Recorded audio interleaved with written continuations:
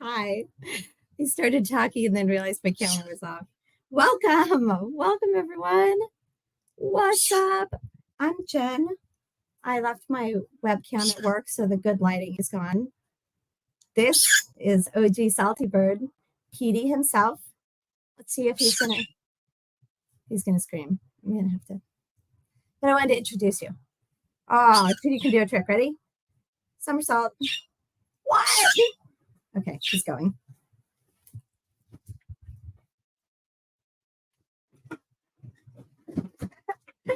All right, I'm super excited. This is our second session of the week.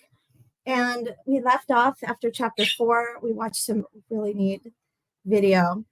And this week, I collected some more clips for you.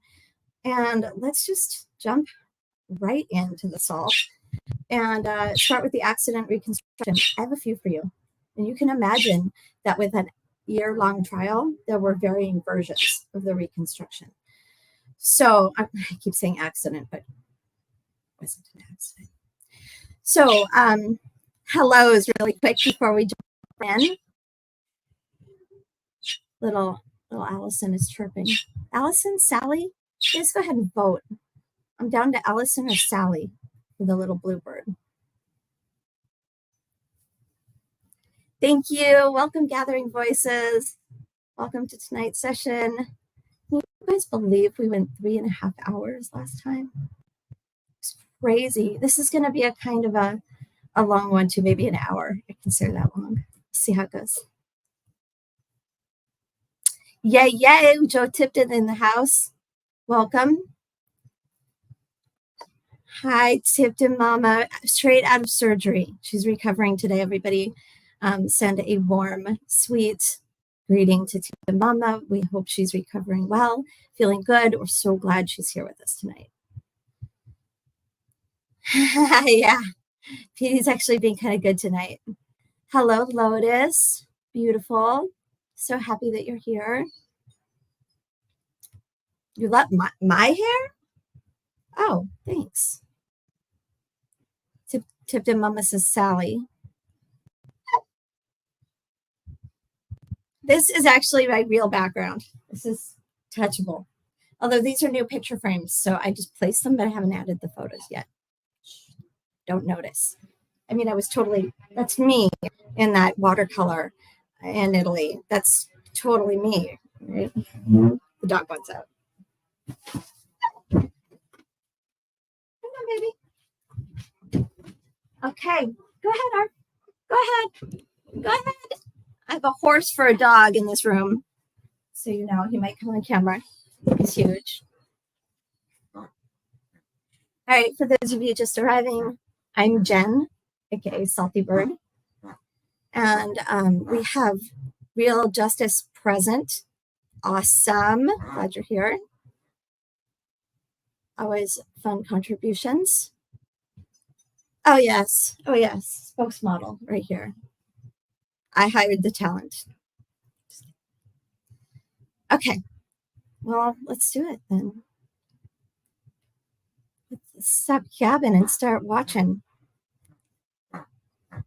AJ says, it has been 30 years, not 25 since the crimes happened. My gosh, you just made me feel old. You're right, AJ. Thank you for bringing the math. I'll bring the criminology. You bring the math. Glad you're here, though. Welcome, AJ. Okay. Beauty and brains, not the mathematical brains. Hey, Orfer. It's the Orf man. Okay, we're going to present. I'll give you the first one first. And then let's see what you think. Okay. Chapter 5. And this is Things Fall Apart, by the way. That's the episode title. Wait. I'm tricking you. We're not going to start with an accident. We're going to start with something a little lighter. Because the year was 1994. And pop culture was all about OJ Simpson. And where else do you get a good glimpse of pop culture at the time but SNL and late night? This one was Jay Leno, I think. Tipton Mama is beautiful.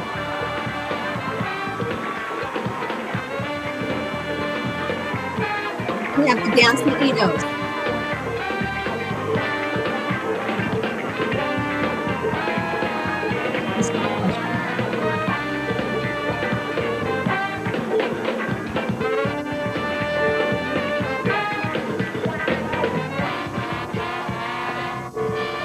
This is definitely Jay Leno.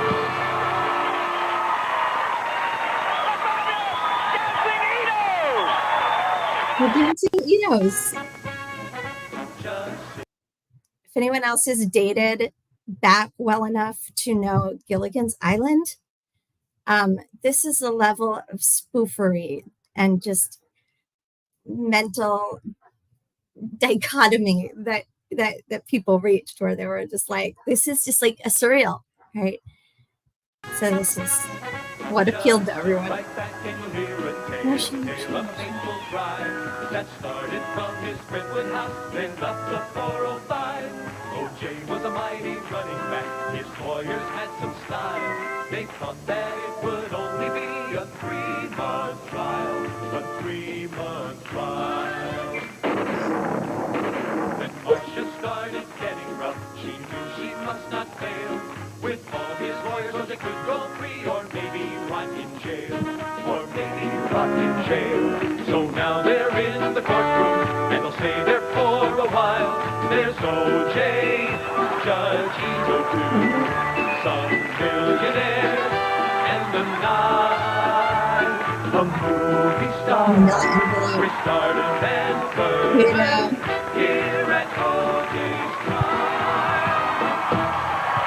This is what it was like to be in 1994. Was everybody literally? That was the point of the skit.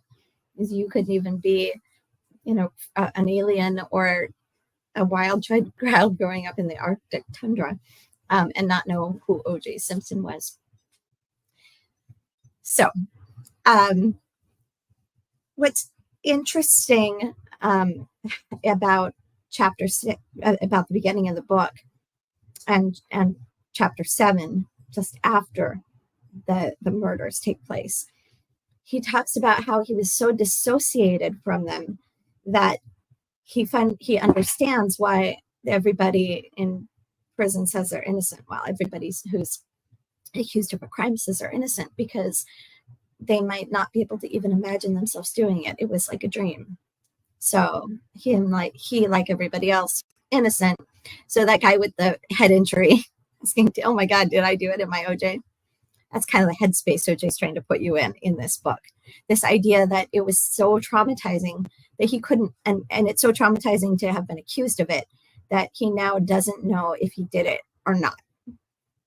That is his pitch. Well, maybe I did it. I don't know. So we talked about this, but it had been a picture of him originally with the gloves. And it said, if, really big.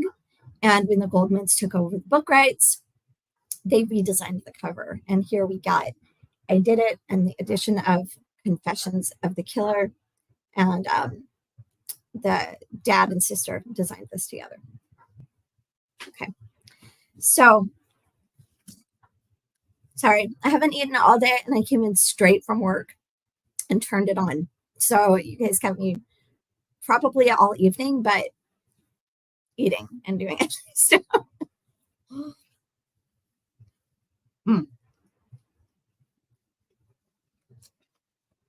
we are one chapter before the night in question.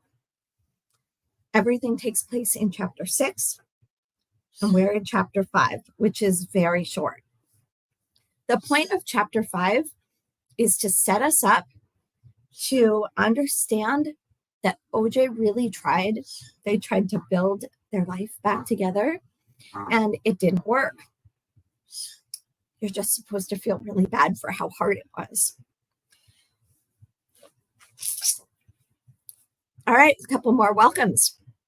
Welcome to Michelle Somberfield. Thank you for being here tonight. It's awesome. You're a first timer. Oh, and by the way, guys, if you're first time here, you haven't yet, go ahead, subscribe and like, pretty please, to support the project. We can keep reading stuff for you. So Michelle says, Was that book a big seller, or did people not buy it in protest toward him? What a great question.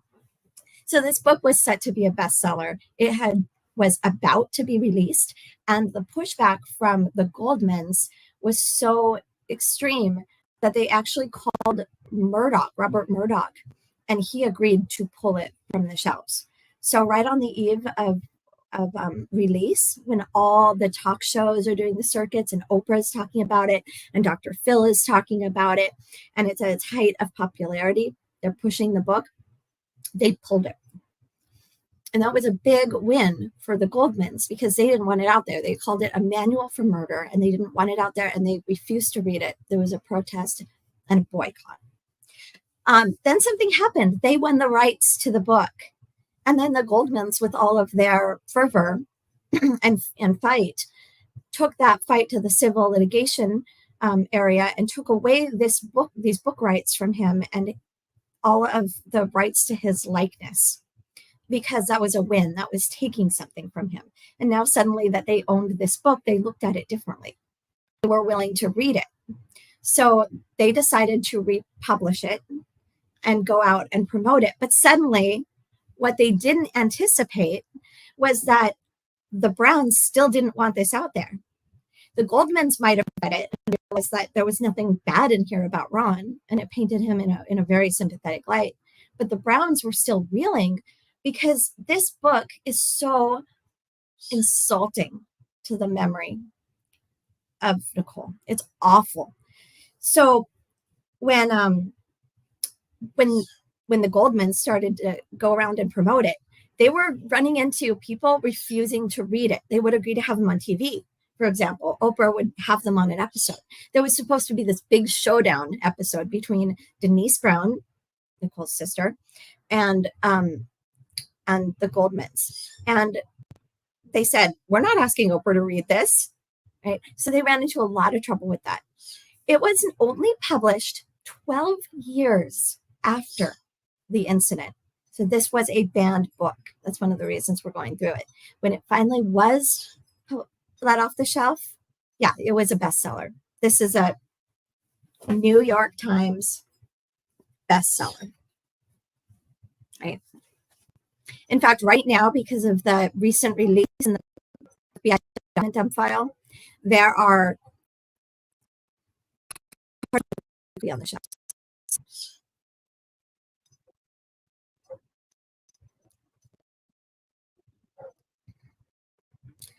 Okay, so tip your mom says putting your bowl on ice tonight, OJ. Oh, ouch. That's sad. It doesn't make me less hungry. So inappropriate, sorry. All right. So I want to share with you that accident reconstruction. So let's go. And then I'm going to share with you the way he describes it happening after we watch them reconstruct it. And you be the judge of how close they were or whether or not he's fudging and changing things. Not screen. No. Video file. Okay, we're going to actually skip to down there. this piece. This guy.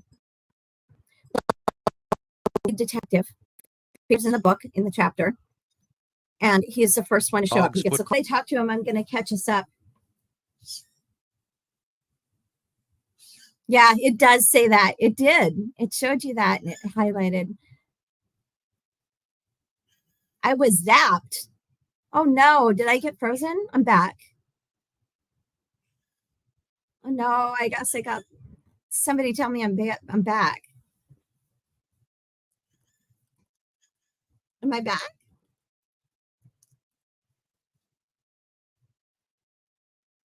I'm still here, peeps.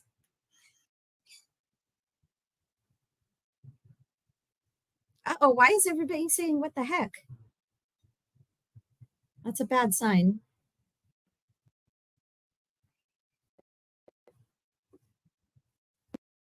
Somebody tell me I'm getting very stranger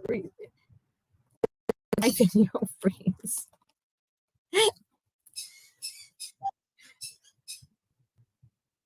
Let's go. What is going on?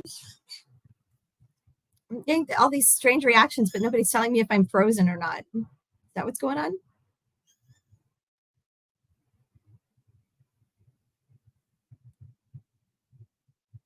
Oh, finally, Michelle. No, I'm here. Did I freeze?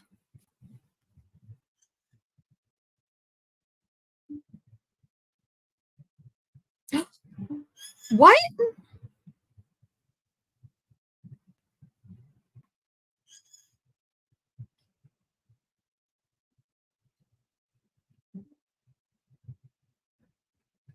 Wow. Okay. It's not showing me that.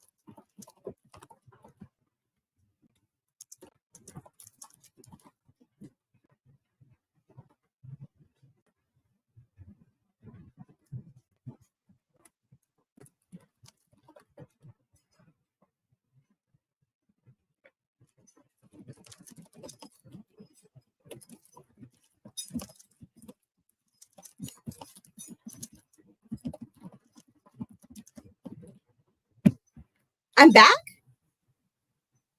What? Okay, so you guys can hear me. No weak penalty box. I guess it was something to do with the stream, the video I was streaming. Okay, I guess we can't play that thing. Sorry. We're gonna have to but you know what's awesome is you guys that are here. Yeah, the more than copyrighted, because we play copyright items all the time with fair use, and we let them tag so that they can take monetization. And so I'm always happy to do that to create a really great event. All right, I'm not trying to get money off of it if I use somebody else's stuff. So, but they must have the option tagged to pull and not just charge. Okay, so thanks you guys for writing that out with me. That's awesome that you're still here and we're back. So F that, we don't need them because we're done with that anyway. I was about to stop that. And now I'm going to tell you OJ's words from the book, which I'm allowed to read. Okay. So I'm going to tell you his words of how, when he describes the seconds after the murders and how he left the crime scene that they're talking about when they find it that way. And trigger warning, it's going to pick up in the middle of his absolutely violent rage. Michelle, outing me. You're a paralegal and work with lawyers and trials. What is your take on things? You're smart yourself. Thanks. Oh, thanks. I have so many opinions. I'm gonna tell you my take. I forget to introduce myself. You guys tell me I should. Yeah, I work in litigation right now as a paralegal. However, my bachelor's is in criminology. My master's is in public policy and specifically criminal policy. So, and I have about 20 years of background in nonverbals, statement analysis, body language, things like that. And that's what I use to sit down here and gab my opinions out. So I've read the entire book. We like going through the visuals, but tonight I'm not going to push the envelope. We're just going to stick with the book and talk about the content. But thank you. That's quite the compliment. Sweet. Yeah, okay, deal. I read out the live, right? I'm on at the left coast. That's cute. Yes, I'm in San Diego, California, West Coast. Yes. Okay. So OJ in chapter 6 is sort of musing about his family origins, how he got to where he's at, and his values that he internalized from his parents. And he's doing that just before he starts his hypothetical, kind of trying to bridge the gap between how he got to where he's now and where he started. Oh, yeah. Heck yeah, San Diego. You're awesome. Okay. So let's go to that page.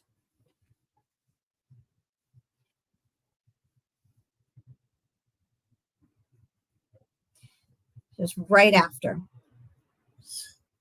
And now, page 132. We skipped forward to chapter 6 just so we can see how he lays out the physics right after the murders. But yeah, we're most of our time will be chapter 5. But in chapter 6, page 132, we're just going to start at the top.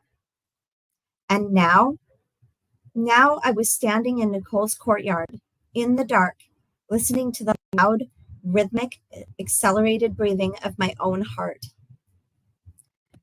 I put my left hand to my heart, and my shirt strangely. I looked down at myself. For several moments, I couldn't get my mind around what I was seeing. The whole front of me was covered in blood, but it didn't compute. Is this really blood? I wondered. And whose blood is it? Is it mine? Am I hurt?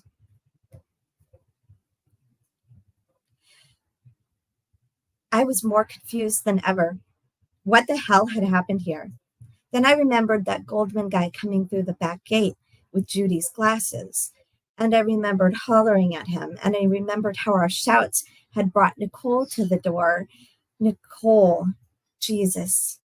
I looked down and saw her on the ground in front of me, curled up in a fetal position at the base of the stairs, not moving. Goldman was only a few feet away, slumped against the bars of the fence. He wasn't moving either. Both he and Nicole were lying in giant pools of blood. I had never seen so much blood in my life. It didn't seem real, and none of it computed. What the fuck happened here?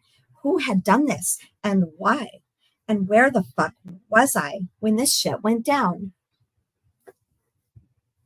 Okay.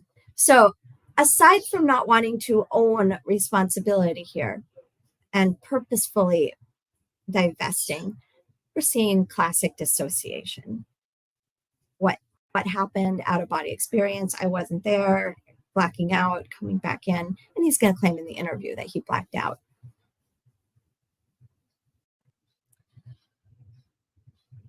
It was like part of my life was missing, and there was some weird gap in my existence. But could that be? I was standing right there. That was me. That it was consistent with somebody stopping and looking back. I think what we're seeing right here is the moment where he's describing he stopped and was looking around. And this nightmare scene comes into focus in front of him. And he's like, what the hell did I just do?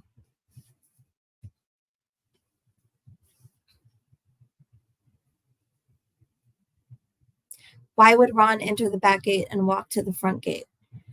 In the reconstruction, they believed that he walked to the front. So it's actually, their theory was that Ron walked to the front, rang the gate, Nicole went out, and OJ came through the back and came up and hit them both. I wonder,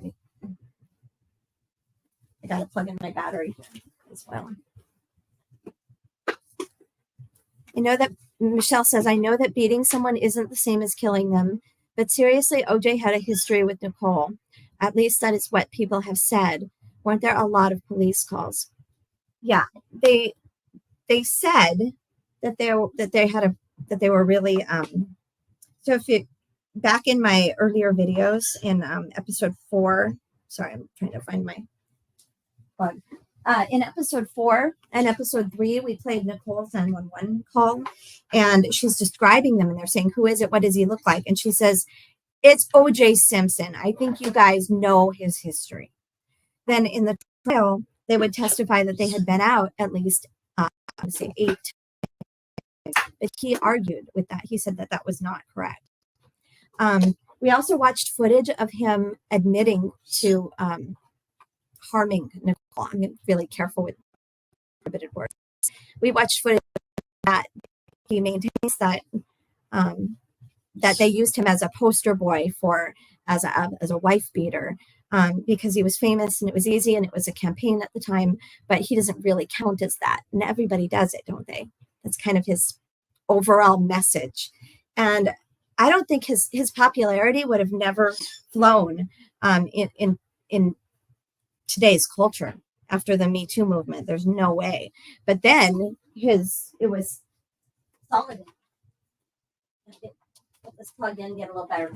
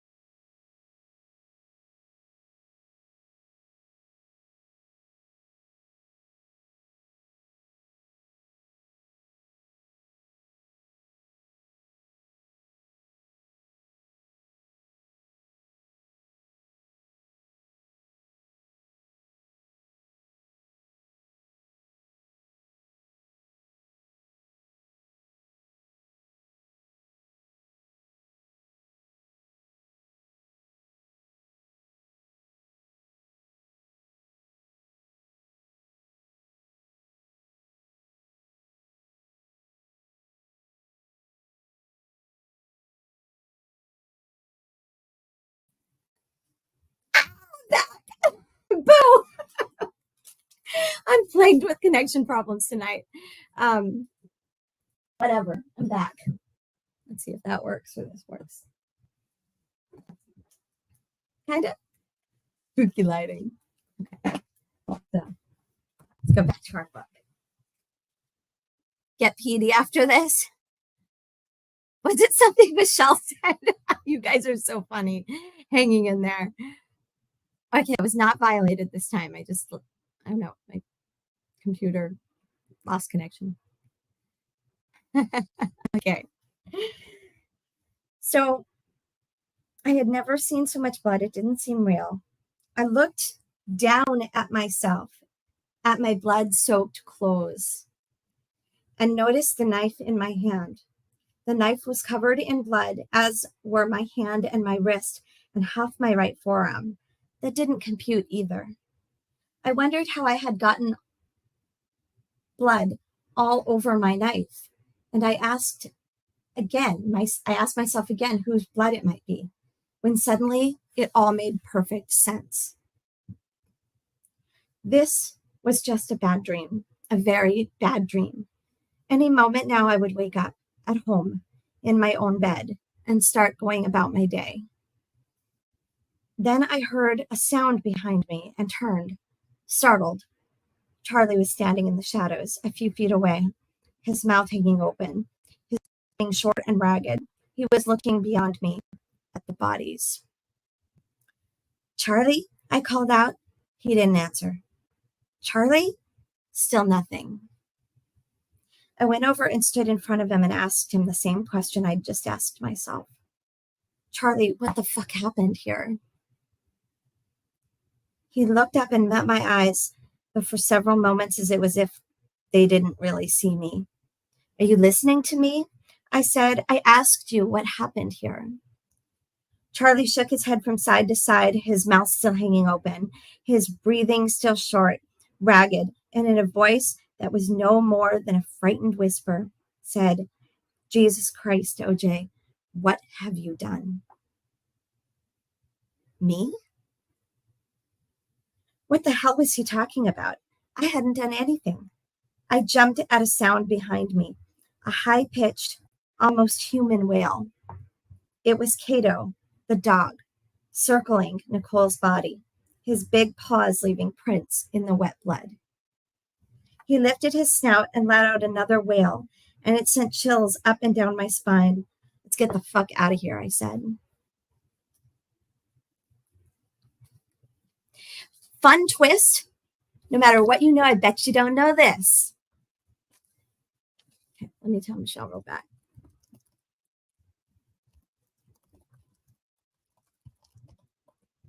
Since she had messaged me before, I got that out. Okay, so the left-hand glove was at Nicole's, right-hand glove behind OJ's house wall. Right. How could OJ's right hand be covered in blood if he were wearing the glove? That's a good question. Let's see if he gets to that detail.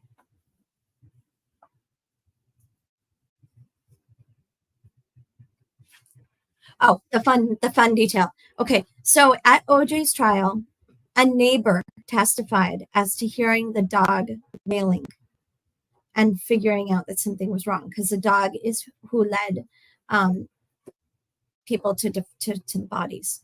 So this neighbor comes in, testifies, and talks about the wail. That neighbor is also a writer, a ghostwriter, and the same guy who wrote this book. Ta-da! That is trivia. I'd be very surprised if you knew that. We should play some kind of it is after dark. We should play some kind of drinking game now where every time you hear something you have never heard before. That is a known fact. Yes. Okay, you knew. Darn it. I thought I might have had you, RJ. Yeah, Pablo, who is the ghostwriter, he was the one who reported hearing the dog and testified about hearing the dog. And there was this little bit in the beginning where Pablo talked about how OJ, on the tapes where he recorded them and made sure everything was accurate, said that when the dog saw Ron, when Cato the dog saw Ron, it started wagging his tail. And that pissed off OJ because he was like, this dog knows this guy. They're friends. This is somebody that she knows that he's happy to see. So later, that OJ changed it and said, that dog fucking wags its tail at everybody. It's like, it still pissed him off. And the author made a note about that. He was like, something felt very real about that idea that he saw the dog wag its tail, greet Ron, and it just gutturally sent him over the edge. Well, why would he say that, though? And it be on the tapes and then have him change it later when he's doing the corrections. I don't know. Maybe that dog clearly had an emotional connection. He was wailing when after they were killed. Dogs are smarter than I think a lot of people give them credit, though.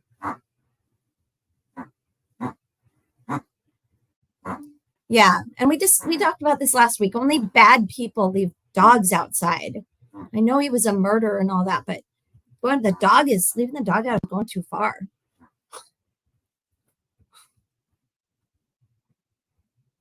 The dog was in the house. OJ let the dog out of the condo to stop it from barking and waking the kids.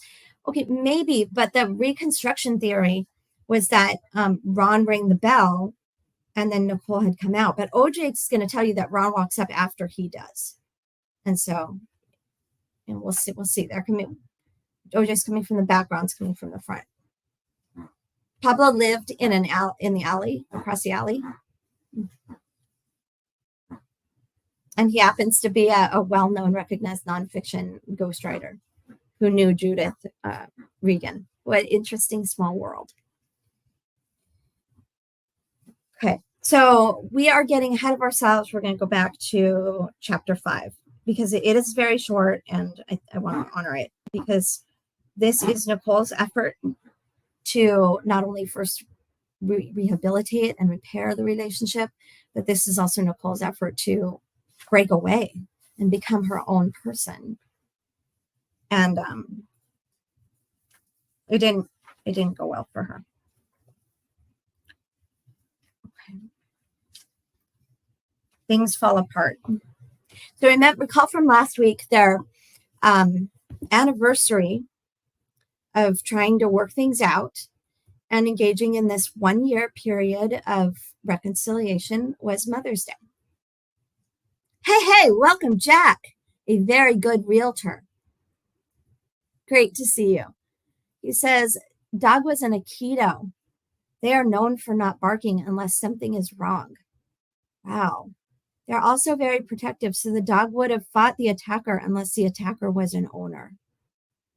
Great point, Jack. Aikidos are really smart. I wonder if we can get a picture. Kato the dog.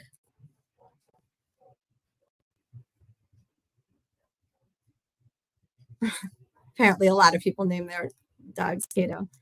Nicole Simpson's dog. Okay, this is it. I'm going to share my screen with you real quick and show the dog. Lest I get violated for a copyright of the dog.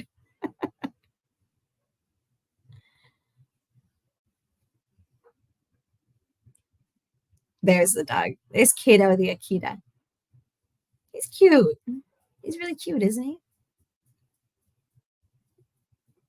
Okay.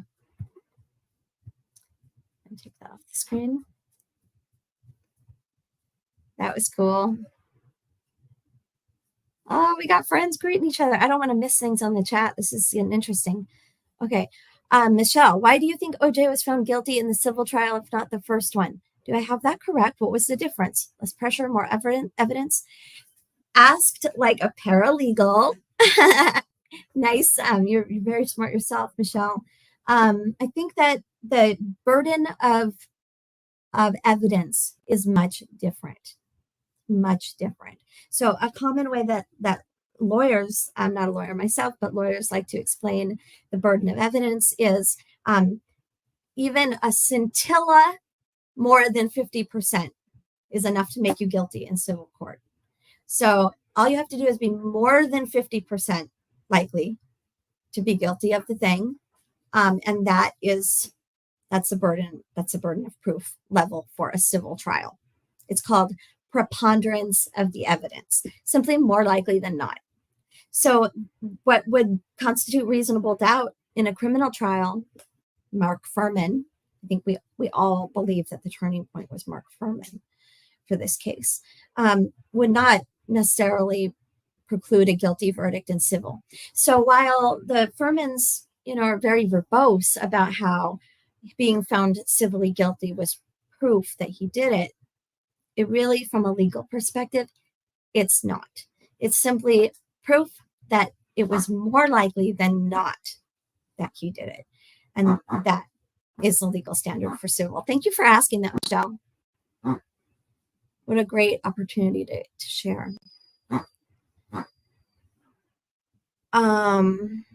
Okay, so RJ says that back of Pablo's residence faced the alleyway. That sounds exactly like what Pablo said.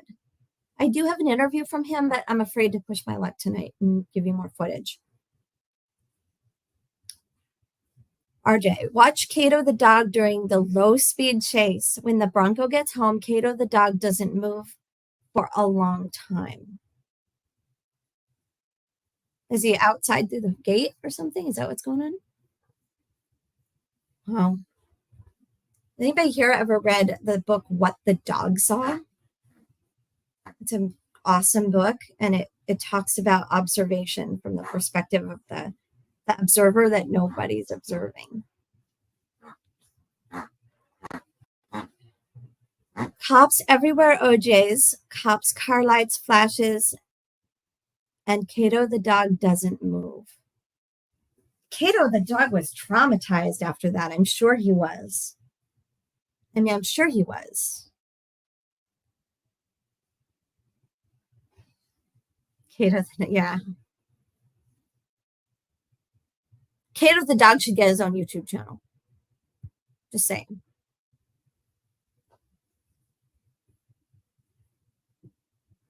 Yeah, absolutely. Even Arthur, even my Arfie, who is just full gentleness, if he feels like there's a threat, and he's elevated already, he might try to interfere, or you might run. You never know. Exactly, 50.0001% is a burden of proof for civil. The Bruno Magli shoes didn't appear in the first trial either. OJ talks a shit ton about the shoes, so he's going to talk a lot about that in the wake of the murders and at the beginning of the evidence. And pics of him wearing them. Yeah. Okay. So back to things fall apart. Remember, they had this 1 year period, and as we discussed from last year, it was only 6 months in, 4 months in at various points when he's talking in the book, and he had no intention of following through. The only reason he was continuing with this separation to the date of Mother's Day was so the divorce would be simple because they had a prenup. Okay. He had already moved on. He was dating other people. He was involved with other people, and he was just holding her off because, I'm going to say it, cheaper to keep her at that point is what it was. Yeah, Cato was a good dog. I've known a lot of Akitas that were really not super chill or friendly. So chapter 4 ends with Nicole calling OJ and saying, yeah, I think that we both know it's not working. He does reveal a lot, Lotus. And just a quick reminder, guys, please subscribe and like so we can support this project. So they had this big old fight, right? And I think what's happening is he's trying to get her to just go and piss her off. And we kind of stopped at that point last week where it would make his life easier. He just was done trying to reconcile and just accepted she was living in this new house and they weren't getting back together and parenting separately. And maybe a little thing on the side because that's how he did. So on page 90, I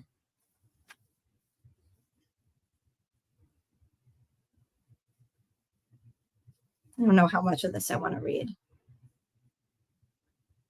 I thought you were saying that. So Nicole was out of town and she's coming back from Puerto Rico, and it picks you up where he said, where she's coming back from somewhere else and he's about to go to Puerto Rico.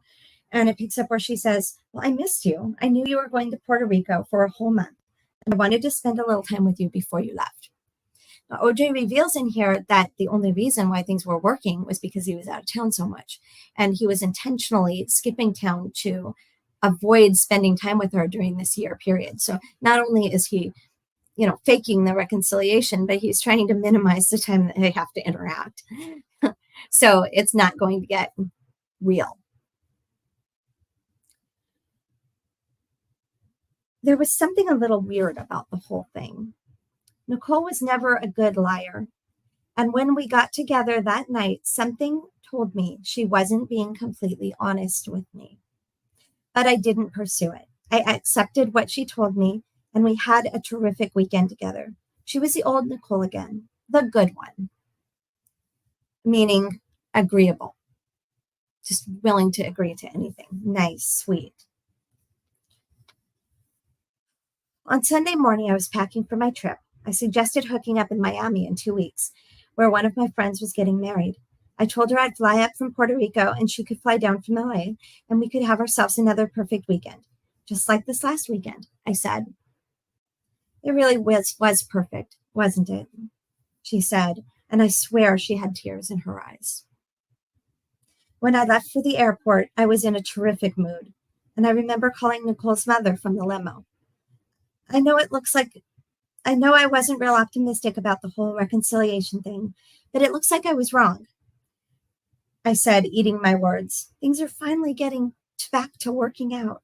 I'm glad to hear it, she said. I always had hope. It was a real turning point for me. After months of telling myself that our relationship was going absolutely nowhere, I felt as if we were really going to make it. When I called Nicole from Puerto Rico the next day, however, she sounded like the other Nicole, the one I didn't like. I don't know if it was some kind of drug-induced mood swing or something, but the real Nicole had left the building. I can't explain it any better than that. She just sounded like the other version of herself. Removed, irritable, miserable, venomous, and completely lost. Is that perhaps how a woman would act with her estranged husband when she's coming to accept that he's too angry and too toxic and she can't reconcile and have any peace? She's crying because she knows that that was not sustainable. And he's just off doing his thing as he does, being OJ, taken off, not thinking about it. Great mood. My wife's crying. I'm calling her mother to let her know that we're reconciling and things are fine. And I'm in a great mood and I don't stop to ask. It doesn't add up. He spends, like 9 months running from her and trying to avoid any kind of real conversation or reconciliation. And suddenly he senses something's off with her and he's all over calling her mother saying I was wrong and I'm in love. This is simply a story he's building, and the facts don't even support the story enough to make it a narrative. So I don't really understand why he's suddenly falling in love with her again, because they had all kinds of weekends all over the place, and he doesn't seem like an extremely romantic kind of guy. Right? Okay, gotta catch up on chat here. I missed so much.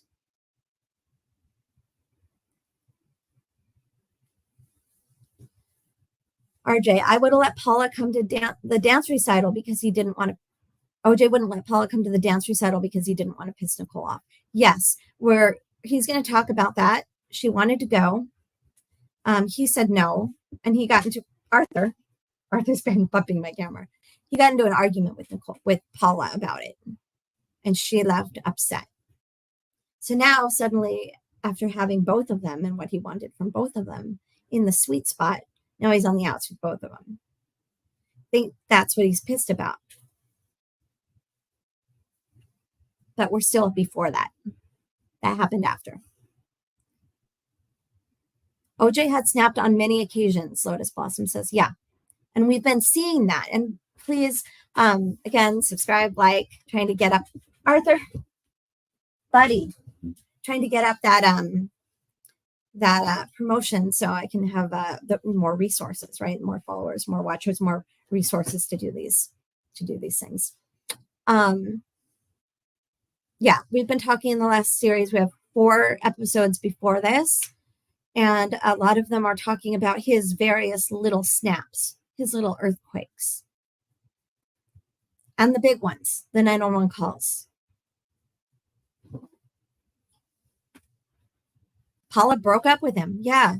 She's like, why am I not invited to your family event? There's pictures of me. I'm living with you. I'm helping raise your kids now again from 2 other marriages, and you're still playing the other women. I'm out of here. Peace. Right. Yeah, I do. I think OJ was simmering on the idea of Keith. And to go back and explain a little background, Keith is the owner of the Mezzaluna restaurant where they ate dinner that night and where Ron worked. That should give you context about why OJ is so pissed because he's imagining Nicole with Keith. And he's thinking, that's why I'm not invited to dinner. Now, OJ insists that he was invited to dinner, but everybody else said he wasn't. And they kind of add that onto his motive, because why would he not be invited? The guy she's dating is at that restaurant. She's drawing a line. Okay, Michelle says, do you think it is truly possible for every famous person to get a fair trial either way? So many people would have an opinion about them already, admire their talent, hate their privilege. Michelle, that's such a great question. And we're about to see that playing out live again with Alec Baldwin on his manslaughter charges coming up in New Mexico. I think that, believe it or not, there are, and we saw in that opening, the SNL opening of all these various jurors coming from car accidents or head injuries or comas or the deep Arctic, because everybody knew who OJ was. But actually, the truth is, it is possible to find people who are totally tuned out of pop culture and don't know what's going on and just kind of live their internalized lives. They also don't want to go to jury. But if you can get them, yeah, I do think it's possible. I can tell you for a fact that, my aunt in Florida or, uncle in, Texas doesn't know anything about some of these, high profile cases that a lot of other people would know. It is hard to do, though. And that's why you get a lot of venue changes sometimes. Yeah, Gathering Voices is a great point. We have such a great group tonight. What a great group. Lotus says, if a person can look at things objectively, Michelle, it's possible. That's the rub, the ability to look at things objectively. Yeah, diabolical. Paula could have been the next Nicole. And why is OJ rushing to go from one serious relationship to another anyway? Paula stayed with him through his trial. She stayed with him. And I think in some ways, being with her was a PR move. Having a woman with him instead of being single probably helped keep him free. Look, I have this woman who's by my side, right? I can't be that monster.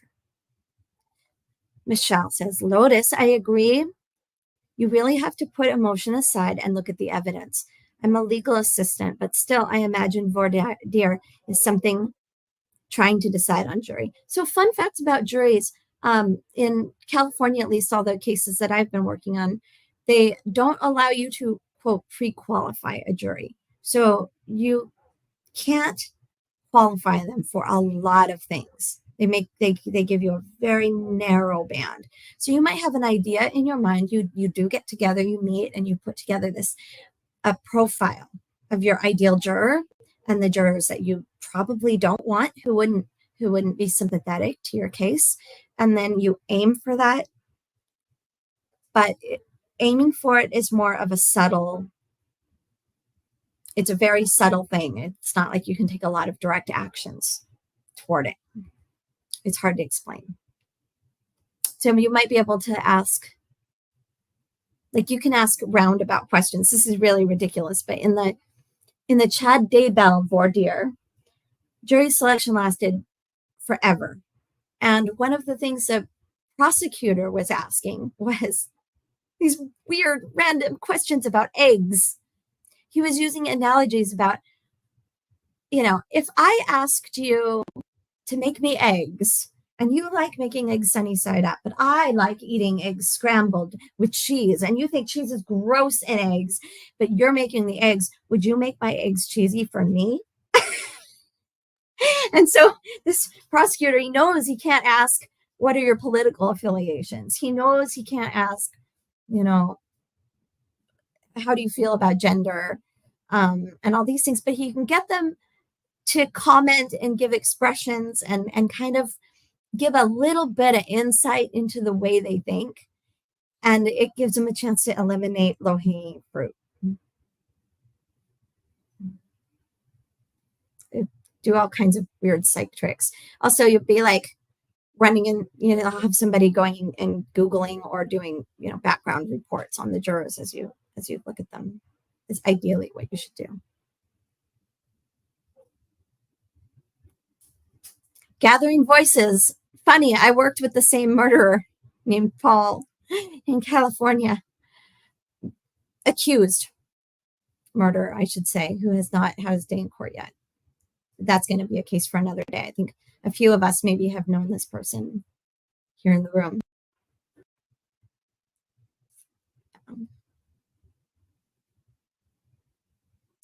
Did he, Jack? So Jack says, so he supposedly beat up a girl at the USC and the college hushed it up. He was that powerful, the college would have hushed it up. I believe that. Yeah, 100% here too. Doesn't it? Doesn't it, Gathering? Yes, Michelle, we're talking about the same Paul. To let everybody else in the room in on it, a couple of us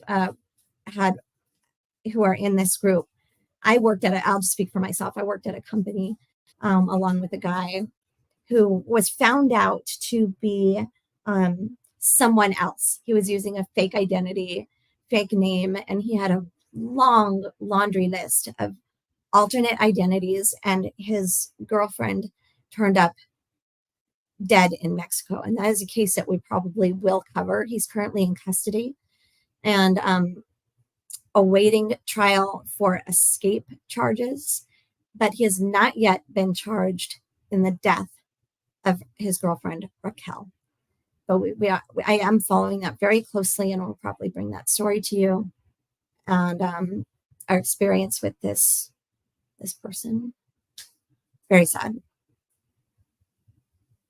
Okay, back to OJ. He had a reputation for breaking into violence. Yeah, so we heard on the 911 tape where they say, stay on the line. And she says, I don't want to stay on the line. He's going to beat the hell out of me.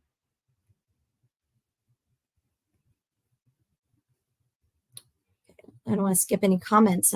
But some great ones. I'm going to have to tap somebody to mod and help me with the comments because I don't think I can do it all by myself. They put James Brown and Pete Rose in jail. Well, Pete's our trouble, Jack. I'm just saying. Pete's are known to be trouble. And it's probably late enough that I can bring him out and he'll just snuggle and be chill and not yell. Paul was not his real name, correct. Yeah, everybody's on the same page now. That's a case for another live. And exclusive. Okay, Steve Garvey's wife was a witness in the OJ case. No kidding. I cannot wait to go through the trial with you guys. That's going to be really fun when we finish the book and do the trial.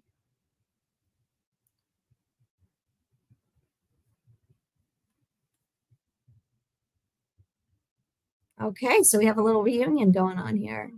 Let me lay that going in the chat. Best OJ PR move. Okay, so we're still talking about the other case, the Paul P case, which we'll bring to you. And Michelle here was actually the ex-girlfriend of this person who, honestly, Michelle could have in some world ended up like her, and we're just happy that you're safe and here with us.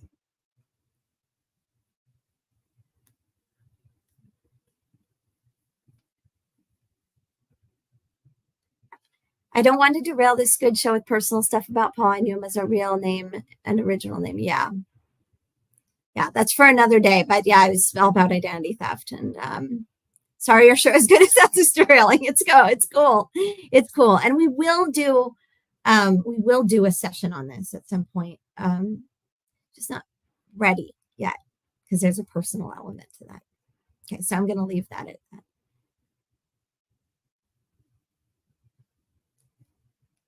No, Charlie was not Charlie Ehrlich, and there's a lot of talk about that, but it's easily debunked. Although there's this documentary came out recently of a guy who did PR for OJ after the murders, and he secretly recorded him, and so he got, like, a Netflix deal to do all these secret recordings, but his theories didn't make sense either. When you got to the meat of it, he had nothing. Everybody's glad.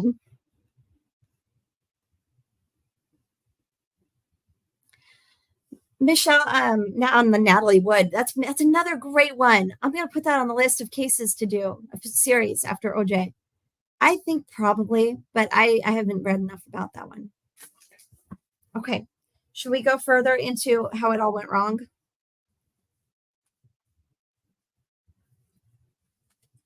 Let's read some more.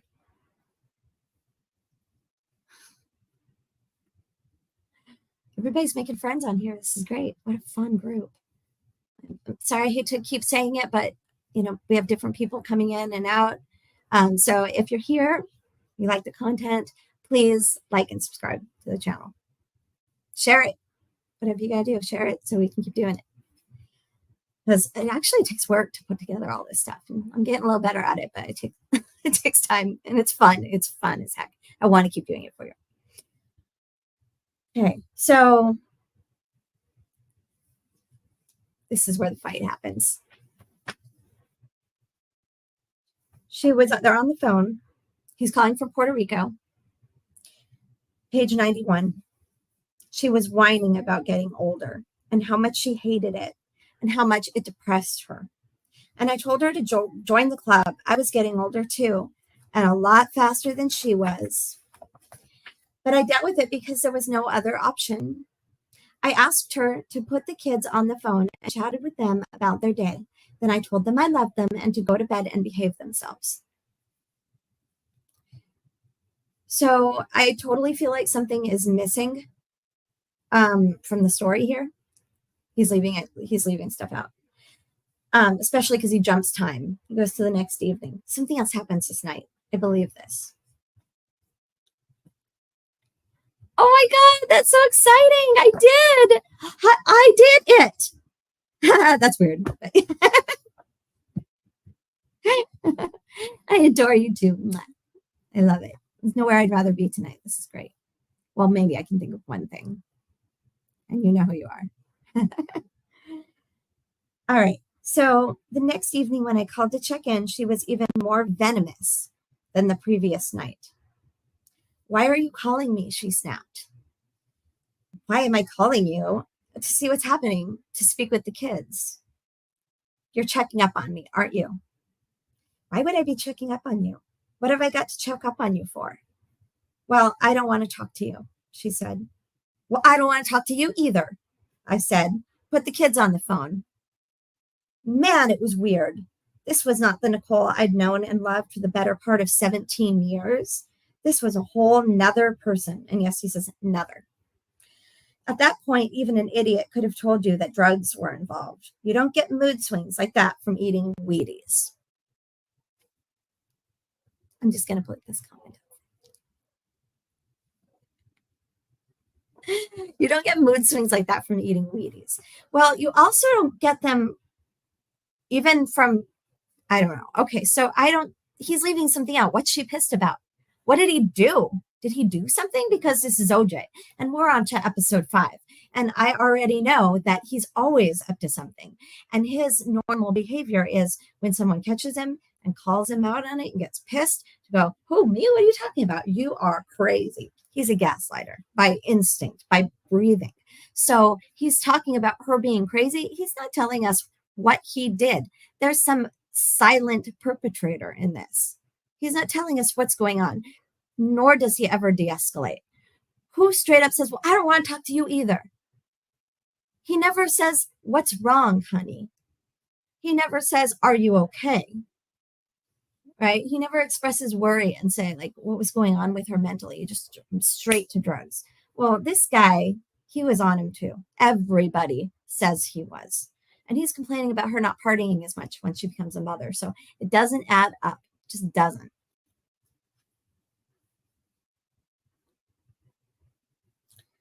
I called again a couple of days later to talk about our Miami trip. This is the same guy who wanted nothing to do with her. She had to cajole him for every trip. Now that she doesn't want to talk to him, he just keeps calling to talk about the trip. Does this sound right? Is she the one having swings, or is he also a little erratic here? Yes, Lotus, I am an expert in mood swings. I know you're not talking. Two comments mixed together. I think Wagner did it. Yeah, I think that he did too. It's been a while since I've read much about that, but he struck me as exceedingly guilty. But we'll see. What about Miami? She said, the edge in her voice again. We've got to figure out flights and stuff, I said. I don't have time for this shit right now. Stop harassing me. Harassing you? How the fuck am I harassing you? I'm trying to plan our trip. Well, this isn't the time for it, she said, and she hung up. The next morning, early, my phone rang. It was her. Hi, honey. Did you sleep well? Did you have a big day on the set? Holy shit. What was I dealing with here? Well, again, I insist he's leaving something out. They had an argument. They fought. It sounds like probably, even if she said those things, there might have been something else that preceded it. She's pissed about something. He brings this up. She says, this is not the time. But the next day, she's trying to gather herself and start fresh.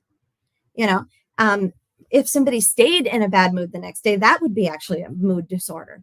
You know, starting out in a fresh mood, trying again, that's a little healthier. And he's describing that, and he's saying, I think he's just going above his head, whatever's bothering her. Okay, back to comments.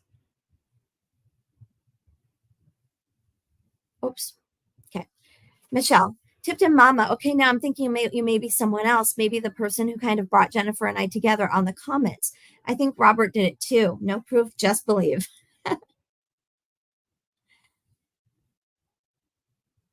Lotus, he does feed off trashing her. He does trash her. There's no love in anything they said. I know you didn't think me. It was funny. Yes, Tipton, Michelle. Mama, Michelle, you are right. You did. That was the two of you. I'd forgotten that, but it's true. Michelle is a YouTube aficionado as well. Okay. Stalker. We're talking about OJ? He was stalker. Yeah, he was stalking her. Or unless you're joking about these guys coming together. Mama's my stalker. Robert Blake. Another one. I knew somebody was going to bring up Robert Blake. You're just picking up my spidey sense. Let's write this down. Okay, so we're going to do this, both of those guys. But this is after we finish OJ. We're halfway through the book. Just like him proposing to her on the day he lifts her off her feet against the wall, choking her in front of her own mother. Lotus, what are you talking about? What case is that? I wouldn't have it any other way, Mama. Okay, so she called again the next day to tell me that she had spoken to her mother, who had agreed to come the following week to take care of the kids while I was in Miami. But at that point, I was no longer interested in going to Miami with her. I felt like a goddamn yo-yo. What do you mean we're not going? She said. Why? It's just too much of a headache. I said, I'm tired. It's not worth all the flying. She could see I was bullshitting her. And she knew it was because I'd finally had enough of her crap. OJ, don't do this, she said, whimpering. It's not me. It's Faye. She's doing drugs again, and it's really bad this time. And she has me really worried. And Cora and Ron are having trouble. Their marriage looks like it's falling apart. What do you mean? I asked. Why? Well, I don't know. It's complicated. I felt bad about Ron and Cora. They were good people. And Cora was genuinely a terrific human being. I didn't feel all that bad about Faye, though. I'd always felt that she'd been a terrible influence on Nicole. And from what I was hearing, those influences were only getting worse. I'm really stressed out by all of this, Nicole said. I know I've been a little on edge lately, but it's really not my fault. That was the kind of last straw for me. Nicole was always blaming other people for her fuck-ups. When she had me, it was me. Now that she didn't have me, it was the people closest to her. We're not going to Miami, I repeated. Don't do this to me, OJ. I was really looking forward to it. I'm not doing anything to you. I just want to get through the shoot and come home. Are you saying this isn't working? Christ, what was I supposed to say? Wasn't it obvious? Well, I said, I'm not feeling all that optimistic. And if you honestly feel it's working, then something's really wrong with this picture. I guess I was trying to be honest and maybe a little too blunt about it. But maybe she needed the bluntness to get her mind around the situation. When I got back to LA, I knew almost immediately that it was over. The other Nicole had won. She came by the house with the kids and immediately got into another argument with Cato, calling him a useless freeloader. And worse, right in front of the kids. It was scary. Her entire face was transformed by rage. Let's just sit with that for a minute. OJ is calling Nicole scary. He's saying her rage is scary. And the evidence that he points to for how scary she is that she doesn't like Cato living in his house and called him a freeloader in front of the kids. I've seen worse. And honestly, I think he's antagonizing her with Cato. I think he's doing it on purpose. And what I believe from reading this chapter is that every one of those calls was probably hassling her about getting childcare, and she didn't have it covered yet. And every one of those calls to hassle her about getting childcare for this Miami trip was with the intent to hold the trip out from under her as a punishment for protesting after he harried her. So he gets her worked up and all harried and all frustrated, and then stands back and goes, "What's wrong with you?" And then takes away the carrot. The carrot that she was running so crazy for in the first place. So now I suspect that the source of their arguments was him battering her mentally about, you don't really want to go on this trip or you would have gotten childcare, something like that. And then when she finally gets it, never mind, I don't want to go. And that is, again, classic narcissistic behavior. Comments here. Wow, everybody, you guys were up late together. It is definitely salty after dark. He zigs and zags more than Lombard Street in San Francisco. It's true. Yeah, and that's what he does as a footballer, right? That's what he does. Then he takes it to this theater of social opinion, and it goes nowhere good. Everything OJ did was manipulative and with a sinister motive. Everything does start to take on a very sinister look, doesn't it? She looked at me, pissed. And this is where we read last week. She looked at me pissed, shaking her head from side to side. You don't actually give a shit what happens to me, do you? Something clicked for her. She realized that he would fuck up those moments of happiness. He would push against her. And he certainly wasn't trying to save her from anything. He was enjoying it. He seemed to enjoy tormenting her a little bit with her anxiety about it. That weekend, we drove down to Laguna. I had a house there, and the Browns lived nearby in Dana Point. On Saturday, Nicole and I went out to dinner, and I basically told her it was over. To be honest with you, it wasn't a big deal. She knew it as well as I did, that it was over. So this was more of a formality. Maybe we tried to get back together too soon, she said. What do you mean? That maybe we should have stayed apart longer. I should have worked on myself a little more before asking you to try again. Well, now that you mention it, that's my one concern, I said. What? You. I want to make sure you're okay. I'm fine, she said, and she changed the subject. Suddenly she was talking about Cora Fishman again and about the complications in her marriage. I feel kind of bad about it, she said. Of all the couples we know, Cora and Ron had the best marriage.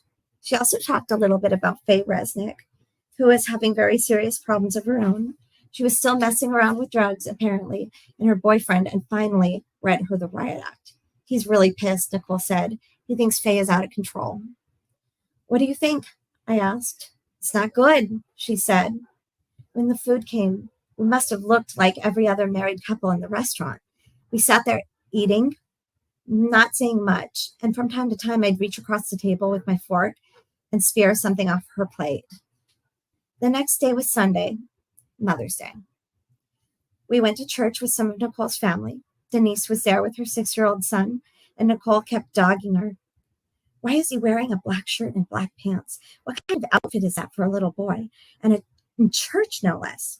Nicole was venomous, full of rage and anger, and I kept my distance for the rest of the day.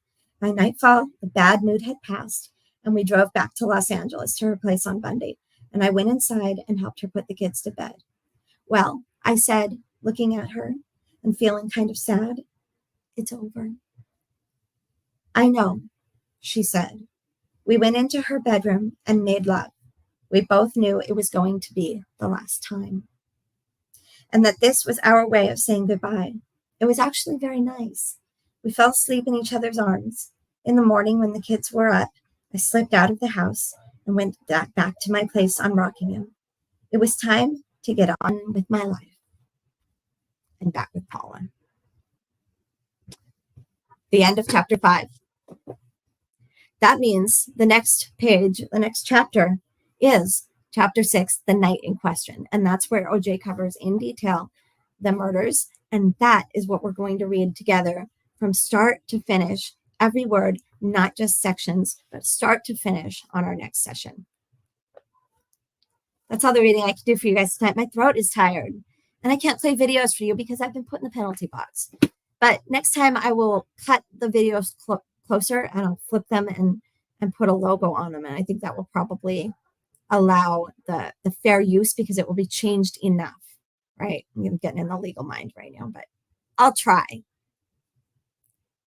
Tipton Mama, where did the knife come from? Okay, I clearly missed some stuff. Let's catch up on chat.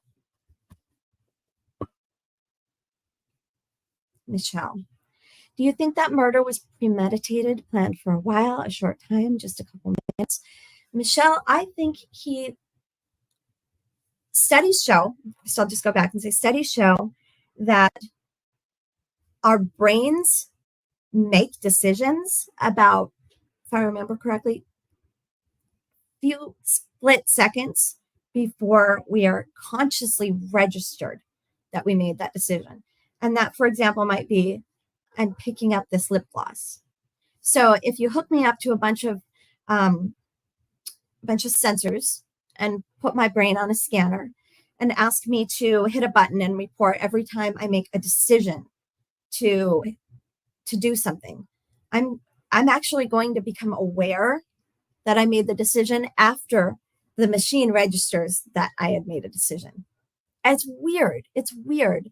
But the point of answering that question is to say most people, just a psychology fact, most people aren't aware at the moment when they come to decisions. They're sort of gathering background information and their brain is computing. And the most obvious course of action is sort of incremental. And even big decisions are sort of processing in the background. So we do a lot more processing in neutral than we're consciously aware of. And so that is to say, I think that he thought about this a lot more, a lot longer than he would ever admit to. I think there were many times when he probably pictured himself. Like people with this kind of anger who act out in these ways, there also is social science to show that they enact these things in their mind before they do them. So I believe that I don't believe that this was manslaughter. I believe it was premeditated. How long, I don't know. But from the moment he picked up that knife and headed to that house, I would say there was some kind of intent formed when he picked up that knife and brought it with him to that house. And certainly a new level of intent forms when he puts on the ball cap. And also there's a moment of intent when he passes by the house and chooses to go the back way. So who knows when he decided that, but though we can pinpoint when those intents took concrete actions to branch off into this new version of reality that we have. So premeditation is a really interesting idea. Yeah, it can be formed in a split second, but I think it was in the back of his mind for a long time.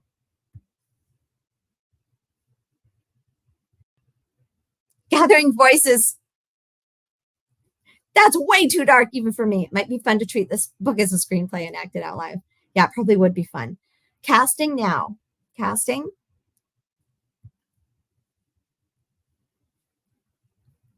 Okay, hold on, let me go back up. Wow, there's a lot of chat. Where did the knife come from? Christy, or Mama, sorry. OJ said he kept the knife under his car for crazies in LA, and that was a nice knife. And he just kept it under the seat, and then he grabbed it to take it inside with him. So apparently it lived under the seat in his Bronco. That's what he'd have you think.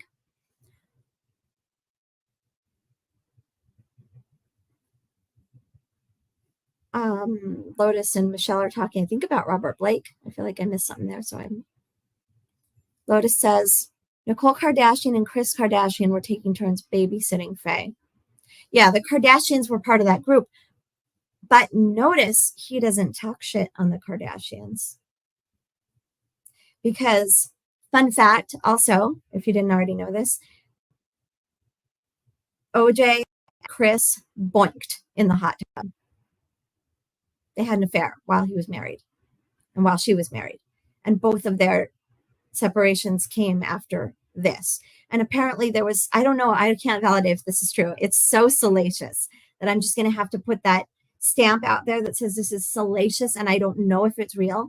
But apparently she was hurt that night because of the vigorousness of their activities in the hot tub and had been requiring medical treatment. And so things got out instead of staying under wraps. So that's the rumor. Kris Kardashian and OJ Simpson in the hot tub, ripping and tearing things. Very dysfunctional. And he kind of leaves himself out of every dysfunctional aspect, like, oh, who am I? I'm just the husband. When is the next one? So maybe out of town this weekend. But I'm thinking Tuesdays. Tuesday worked nice. Maybe Tuesday. I think that was pretty cool. I will post it at least 48 hours before, and I'll send a notice to you guys. I want to try to do 2 next week, at least 2, and kind of hustle through this because momentum is real. The momentum is so fun, and you guys know, we love to binge things, so why drag this out? We're all bingers here, true crime bingers. Michelle, it's hard to believe he would write that knowing that his kids would someday read it. Yeah.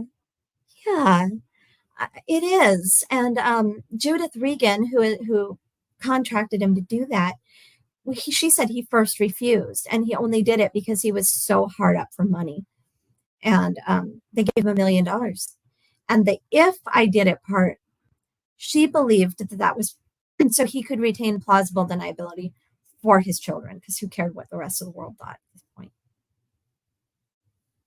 It's still shocking to know that your child might read that about their mother. Even just the shit talk he writes about them. That's a mother of your children.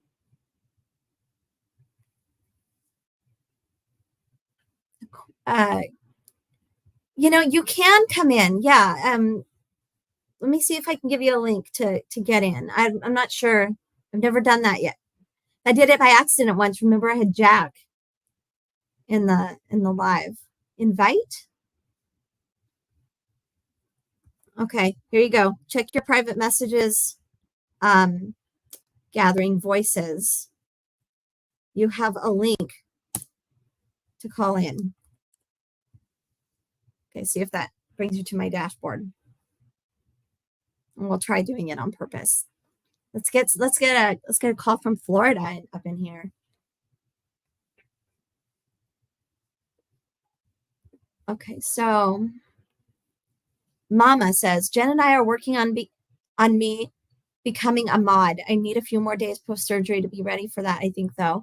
I can't wait. I'll tell you, Mama, if you're modding, I'll do this more. I could do this, at least, several nights a week. I could jump on with you guys for a little bit. It's really, I read like crazy. I love to just talk about these books and kind of dissect them. And you guys are such a great group. It's really fun to share this way. Yeah, Mama, make it happen. Make it happen, Mama.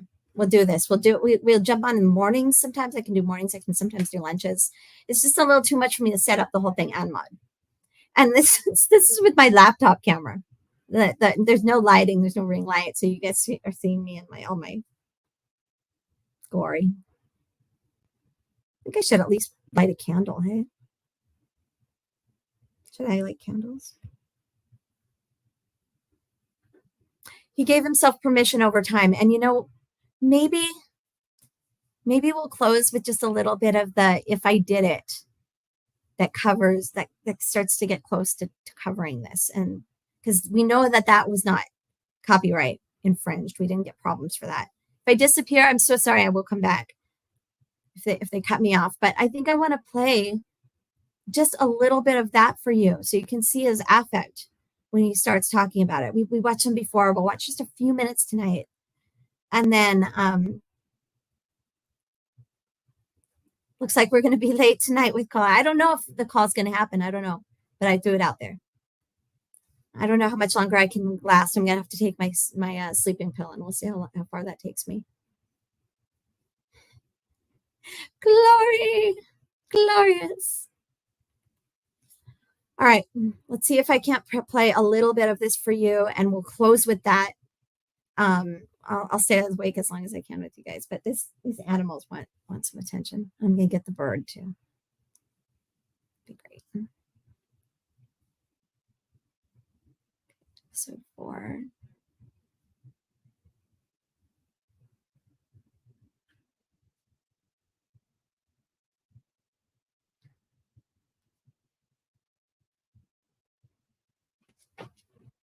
Tell you a story you've never heard before because no one knows this story the way I know We it. watched the Because beginning I already, know the but facts. I just want, after we've talked about all this, I know we watched the beginning, but let's share it again together just a bit. Fuck it. Let's play it. Because as he starts, he's warming himself up. He's saying the same thing in different tones because he's trying to personify it. He's trying to get there, and you'll see.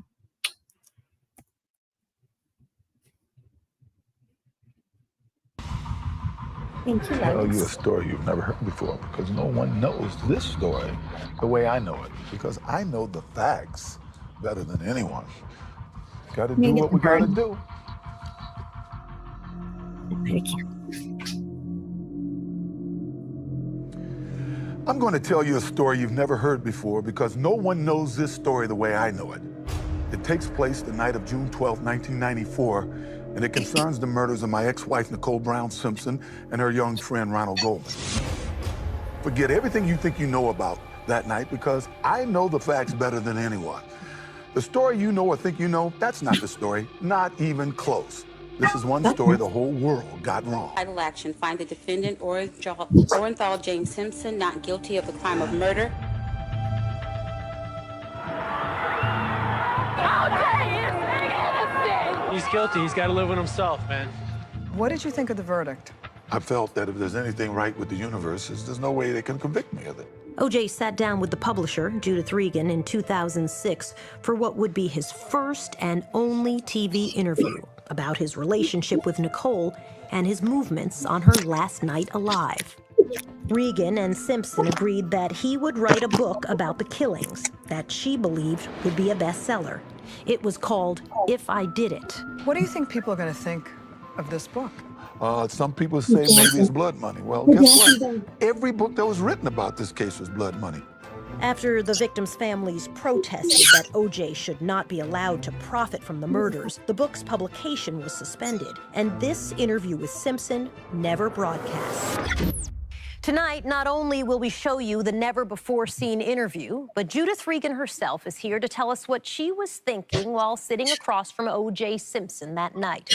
We'll also be joined by one of Nicole's closest friends, Eve Shakti Chen, and Christopher Darden, famed prosecutor of the criminal trial, as well as a panel of experts who can help evaluate what we are hearing from a man who many Americans believe committed these gruesome murders.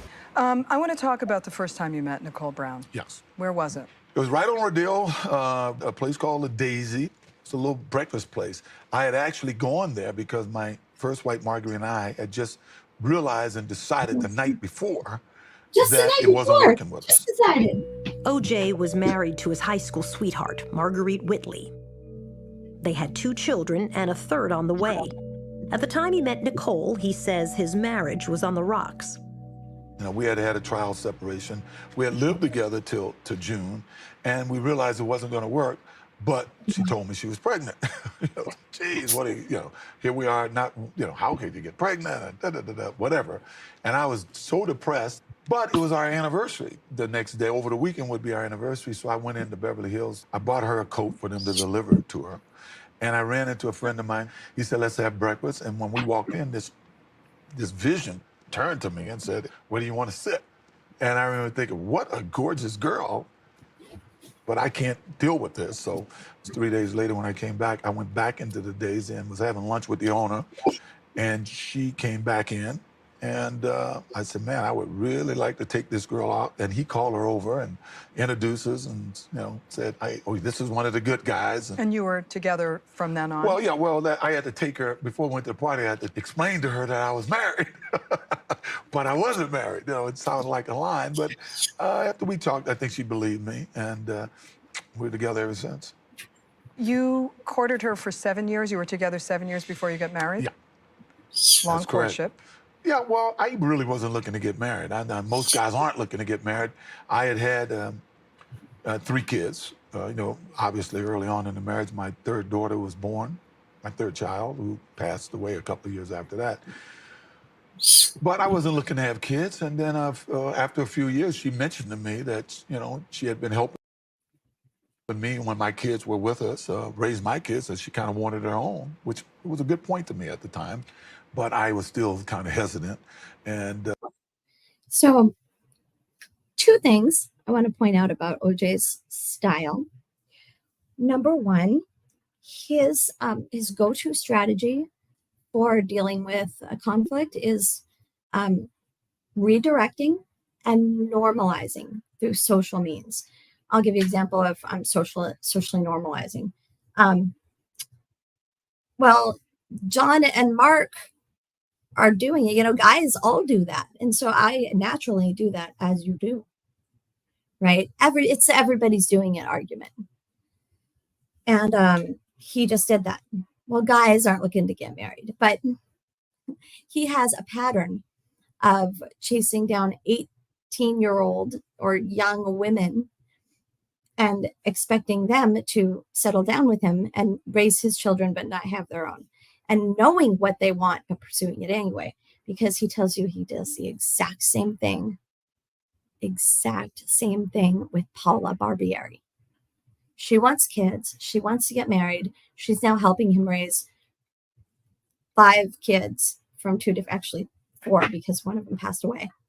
But kids from 2 different marriages. Now she wants to get married. Now she wants to have kids. And now, sorry, I don't want to. Oh, gathering voices. I see you. Oh, You are in the studio, my friend. You're Hey, live. Can you hear us in Yes, Florida? we can hear you. Welcome. Hey, our only question is, why didn't this happen in Florida? Everything else like this happens in Florida.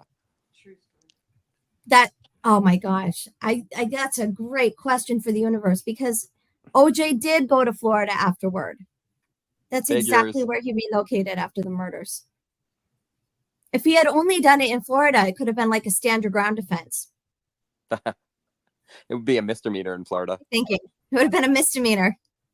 Nobody would have even noticed. An alligator would just be like, there would be no dog. It would be an alligator. Hey, we love your show. Thanks for calling in. That was so fun. All the way from Thanks. Florida. All right. Love you guys. Mwah. So fun. That is flipping awesome. Okay. This woman that you see right here conducting the interview, this is Judith Regan. This is her brainchild. She commissioned the book and the interview to go together as one. Can't just get away with one. You got to do both if you want the $1 million, OJ. After this is recorded, remember, it was pulled, so it was never aired. This was only aired 12 years later. So it wasn't still like hot. It wasn't still under the microscope when it came out. But as we can see, there's no lack of interest.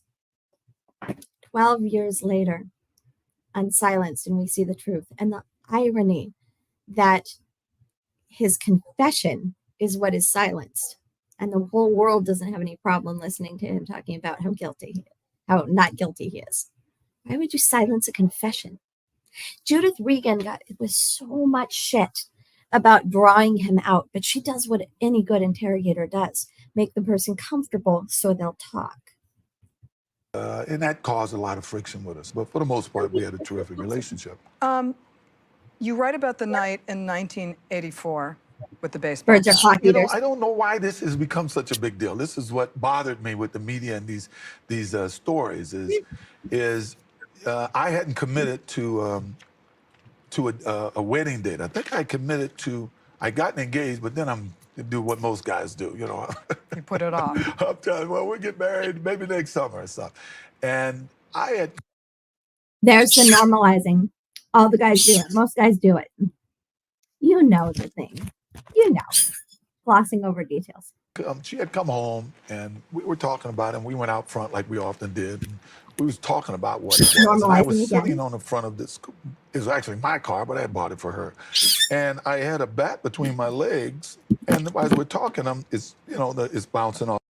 That's so funny. We got the call from a Florida man. This is now a call-in show, everyone. Okay. We already did this, but let's hear the bat scene, because what I want to point out to you, because we have people who weren't here before. He's going to describe to you this incident where he's hitting her car with a bat during a fight. One of the first domestic incidents that became publicized. And when he does, he speaks in how do I say this? Okay, so he uses all like passive language, and when he talks about the bat, it's as if the bat moves itself and has a life of its own. He's not involved with the bat. He removes himself from the volitional and violent activities. We'll see that he does that, and that is his intrinsic pattern. Up the tire, and we're just talking. And at one point, it hits the rim. And she says, if you damage that, you're going to have to pay for it. And I go, well, if I pay for that, I guess I have to pay for this too. And I kind of hit the front of her car, you know. So she went in the house. I don't know what she did when she went in the house. But, I mean, it's my car. I pay for it. So that's a qualifier. Did you hear him say, we're going to statement analysis. He said, and I kind of hit the front of her car. So, one, he's softened it, and he's qualified it. How do you kind of hit the front of a car with a bat? Kind of, just kind of. Pay for everything around here, right? She knew he had a volatile temper. But Nicole Brown married OJ anyway, hoping that he would mellow once they started a family. When you got married, when you finally did it after 7 Okay. years? I want to skip forward because we've played a lot of this, and you can see this on the previous episodes. But we stopped. I had cut this little very carefully. I thought I had other video plans tonight, but we got derailed. So we're just gonna go forward on this thing.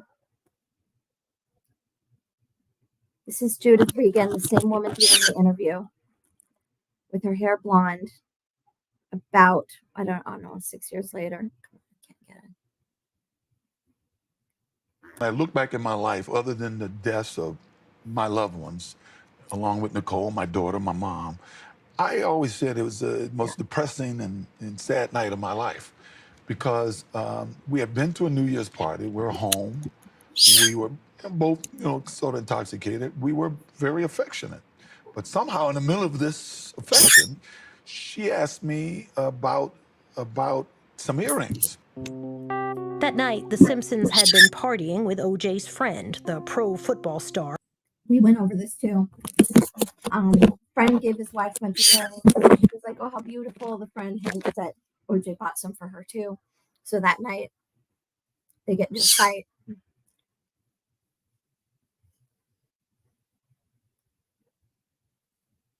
It's a big one. I think we should go through this. Oh, he's so entitled. It's like he thinks he's a god. About the earrings, and I locked her out of the room, and somehow she finds a key and come back in the room, and I threw her out, and I really threw her out with no concern for her well-being. I mean, she got physical with me, and obviously I'm bigger. I got more physical with her, which I shouldn't have done. Historically, I just leave, and I didn't just leave. And a little later, my housekeeper came and told me that the cops were outside. And the one thing that hurts me as much as anything in this, besides being considered by some a murderer, is this being a batterer. Police arriving at the scene describe a bloody and terrified Nicole hiding in the bushes. She ran toward them, screaming that OJ was going to kill her. Her sister took photos documenting Nicole's injuries. It was one of multiple occasions that police responded to Rockingham for a domestic disturbance. This time, OJ would be charged with spousal abuse and sentenced to 120 hours of community service. She had bruises on her arms and her face. Yeah, neck sort of, which were consistent with your wrestling person. She's Nicole. Anybody who knows her is a very physical person, a very confrontational person, who had gotten into her share of fights, with bouncers at clubs and stuff. I made no excuses. I didn't start it, but I made no excuses about my reaction. Nicole admitted that she was the one that initiated all of it, but still, I was the man. I shouldn't have reacted the way I reacted. Are you sorry? No excuses, drink. Of course I was sorry for that. I'm responsible for what I did. I got physical. I was wrong. Nicole had admitted that she initiated it. And somehow I came out of all of that because of that night as the poster boy of an abuser. Now, which the prosecution used against me with their whole total crap about them coming to my house 8 times. Cops had been there for 8 times, which that's what they said. obviously was not true. Welcome back to this extraordinary television event. Tonight, you are hearing OJ Simpson from a never-before-seen interview he did in 2006 with publisher Judith Regan. I'm responsible for what I did. I got physical. I was wrong. Nicole had admitted that she initiated it. And somehow I came out of all of that because of that night as the poster boy of an abuser. The Simpson man. Wow, that gets under his skin. He hates that because he was so loved. He had so far to fall. He really fell far. By the way, it's not my ring light. Now I have that healthy glow again. Dropping fish. Oh, okay. So my bird is so mad that I woke him up. I'm sorry, honey. He's walking around like strutting, but he won't come in the camera. Maybe I should just. No, he doesn't want to be on camera. Okay, so he does. He makes all excuses. And he does what we covered before, this idea of trading guilt. Well, I'll accept guilt for this, but I didn't do that. And you should see me as credible in my denial, because look, I'm a person who accepts guilt. So I'm guilty for this lesser thing, but not this bigger thing. That's a psychological principle called trading guilt. And it just works for people. He's a very gimmicky guy. Part of his charisma is gimmicks. What he does well. He is a liar. Okay, let's skip to Home she had shared with OJ on Rockingham. Say she had reached a breaking point after years of physical abuse and infidelity. And in January 1992, she told OJ she wanted a separation. I'm putting in a pizza. She didn't really want a divorce. She just wanted to separate. And I pushed the divorce. I said, no, we're going to get lawyers because we'll have at least 10 months to decide if it's going to become a divorce or not. If we want to change our mind, we will, but I'm not going to go through 10 months and then decide. He plays the broken-hearted fool in the book. Oh, I thought she would live out, sow her oats so she would come back. Yet he is pushing to start divorce proceedings. Liar. I said liar. You can't have both be true. You can't have both be true. You're working toward reconciliation or you're not. And he's said so many times that he's not. And he plays 1984. He plays double truth and just fucks with your head. Like there was a boxer I worked for and closely with. And same company with the Paul P.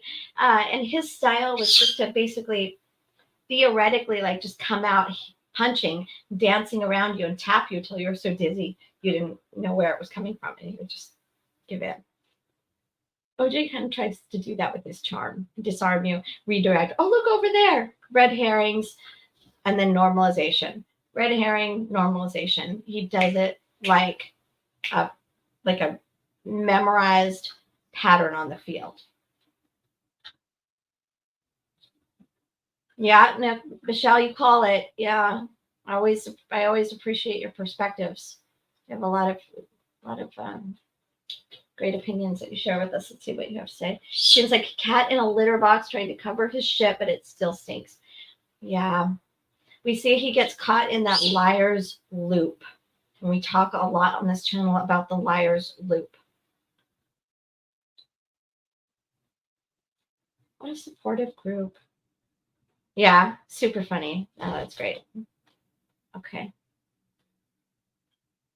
Decide to Whoops. get a divorce and go through 10 more months. Nicole rented a 4-bedroom house for herself and the children on Gretna Green Way, half a mile from the home she had shared with OJ on Rockingham Avenue. When she asked for the separation in 1992, you write in the book, Yes, he does. I felt like I'd been kicked in It was the... shocking. It was absolutely shocking. Her and her mother had been to New York a few weeks before that. She had talked about how happy she was. She had gotten her body completely back. She was looking great. She was finally wearing all her fancy stuff. Well, I realized, no, it was because she had a boyfriend. I didn't know But that this must at the have time. Oh, here he is, the Well, I victim didn't know she had a again. boyfriend. Just Of course it hurts. poor hapless guy who didn't know a thing. You know, he was fucking a bunch of women. We know this. Pardon my French. I think we're deep enough into the video that it's not being censored at this point. Usually that's only the first 10 minutes. It's still, I have to read on why that happened. Nuts. But playing the adored victim. Yeah. Doesn't sound like anybody you know, right? Messiah complex. I didn't think it would happen. And for 2 or 3 months, I pursued her to no end. And by the way, you notice I'm not doing a lot of body language on him. I'm pointing out lies because there's literally no point. This is pre-written. And he's an entertainer. So what I see tons of clusters, and he's very active with his eyebrows. And he's constantly looking for you to affirm what he's saying. But with OJ, he's got such large behaviors that are just pre-practiced, like you heard him doing in the beginning. it's difficult to make a lot more out of that. But there is leaking. And when we get to the point of him describing the murders, we're going to see a lot of leaking. You're going to see his baseline shift.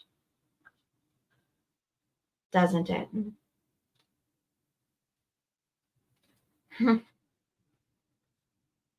Fluent French? Oh, yeah. I don't get it. Maybe I'm just getting sleepy. Until I saw her with another guy. And at that point, what are you going to do? A girl's with another guy? I mean, you'd be an idiot. OJ had hoped they would eventually reunite. But with Nicole dating other men, he didn't contest her when she filed for divorce just 2 months after separating. In divorce court, there was testimony about the couple's history of domestic violence. One of Nicole's therapists said it's no secret Nicole was battered regularly all the time. How do you respond to that? Well, Nicole made it clear during our divorce, under oath, I might add, that this lady was crazy.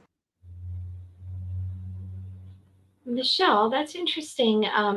He wanted to call his mother the day of the supposed to be chase when he was taken into custody. He kept wanting to call his mother.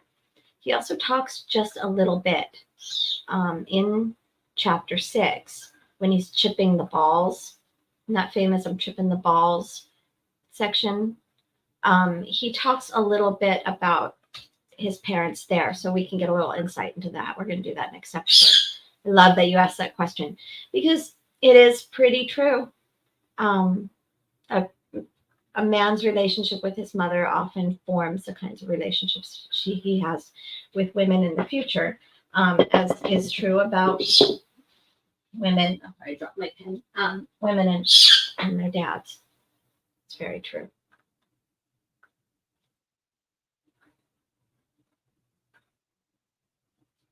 Oh, French. I get it. The French. Aha. Yes. Me. I'm sorry. I'm getting tired. I did not get the joke.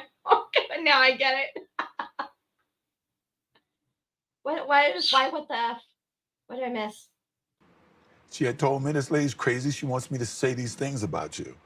And she wouldn't do it. That's why she wouldn't take the stand at our divorce, because they wanted her to say these things to get more money in the divorce. And what people don't realize, that under oath during her deposition, when they asked if I had ever been physical with her, and this is at a time she's trying to get in my pocket, and this is at a time she's been advised, say this, and it's going to help. But she wouldn't lie. That's the great thing. She wouldn't lie about it. And she told him under oath that that was the one incident that I was physical with her. Was Can she we make afraid? a deal? No, Was she she wouldn't afraid? lie. It's just that she wouldn't lie. You know, she wasn't going to lie in front of me and on the stand. When Not you- being afraid. There was nothing to be afraid of. What happened next showed Nicole's fears may have been well-founded. Even as the couple waited for their divorce to be finalized, Nicole's close friends say OJ began stalking her. One incident occurred while she was on a date with Keith Zlomswich, the owner of Mezzaluna, a popular Keith. local restaurant. Hey, what happened to Real You Justice? write in the book about You've been Keith so quiet. Are and you still with us? that night. Tell me Yeah. that scene and what happened. Keith, A lot of this I did didn't you find talk out about until Keith? after, You must be right? done. From her closest friends after my trial, even, because I didn't see these people, right? We had once in a while seen each other. She'd come by the house, and so it wasn't like we didn't have Yeah. relations in the early part of our Real. separation. So I had run into her, which they tried to say was stalking, because her and some friends were at a opening of a restaurant. I was there with like 16 people. So I'm like, if I'm stalking you with my crew. You know, we were all there too, you know. And I saw her, and I went over and spoke to her and her group. Then I went out with my group to a party, but on the way home, I'd say, I'll see if she's home, because if she's still up, I don't know how late she stayed out. You know, maybe, I can get some. In any event, as I approached her front door, she has a window right along the walkway there. I can hear something, and I can see movement, and when I look, I can obviously see she was involved in something. I didn't know who it was with or what, and I hit the door and left. When you knocked on the door, No, I just hit the door. When you hit I the wanted door, them to be alert, be aware that Totally. somebody's around and maybe they'd move or something. That's all. I didn't even look. I just hit the door twice and left. It's funny. I realized when I got home, maybe for the first time since we separated, I slept like a baby. I mean, it's weird. It's really weird. I think what you do, you worry so much about something like this happening. That's what had me worried. That's what I didn't want to have. That's what I couldn't picture at night and would make me wake up. And I was reading all of these books about how to heal a broken heart. And from that moment on, I was fine with it. The next morning, OJ returned to Nicole's. So Nicole wasn't fine with it, though. She's totally torturing herself. On page 101 in the Things Fall Apart, she says, oh, wow. Somehow we missed this part in the chapter. We gotta do this. Nicole had pneumonia. It was mid-May, and she had pneumonia, and she was sick. She was losing weight, and she was morose, and she was sad, and she was calling him.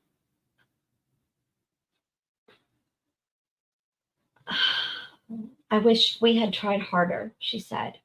Excuse me? During the years we tried to reconcile, I know we could have done better. So she's torturing herself with regrets while he's already dating Paula again, and like, whatever, I don't want to hear about it.